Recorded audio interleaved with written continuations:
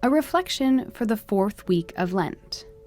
I will get up and go to my father, and shall say to him, Father, I have sinned against heaven and against you.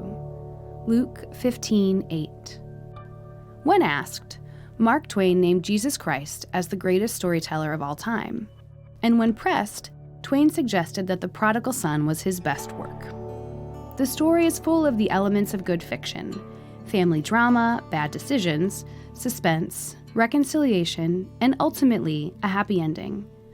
As in any good story, we can relate to each character and find bits of ourselves mirrored in them. More often than we want to admit, we have been the prodigal younger son. We've been wasteful and reckless with material goods. We spend too much and recycle too little. While money and possessions are one thing, the ways in which we are wasteful and reckless with the affections of others are more serious. Things can be replaced, but heartache and pain are not so easily overcome and must be honestly dealt with. Lent is a time for each of us to consider what relationships we take for granted, assuming that they will remain, and also the hurts we have inflicted on others that require forgiveness. Just as often as we've been the younger brother, we've been the self-righteous older one. We've been diligent, sure to do what has been asked. We've been faithful to the letter of the law, even if we resented it. We've lined up our virtues and accolades and have taken credit for our own successes and salvation. We've judged others by our rules and values. We've resented second chances and mercy given to others, particularly when we aren't able to give the same to ourselves. Lent asks us to shed our closed-mindedness, as well as the structures of virtue that keep us from loving others and seeing them as children of God and true brothers and sisters.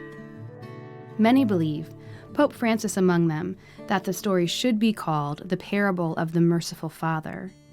For it is the mercy of the Father that provides all the plot twists, reconciliation, and driving action of the story. He runs out to each of his children and is in turn consoling and welcoming and affirming and reassuring. The Father meets their needs as a loving parent and forms the family around mercy and forgiveness.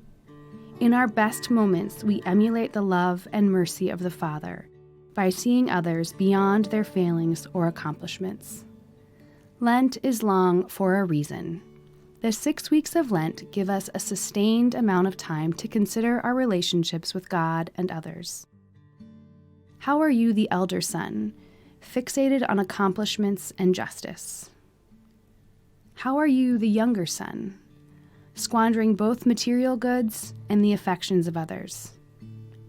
How are you, the merciful Father?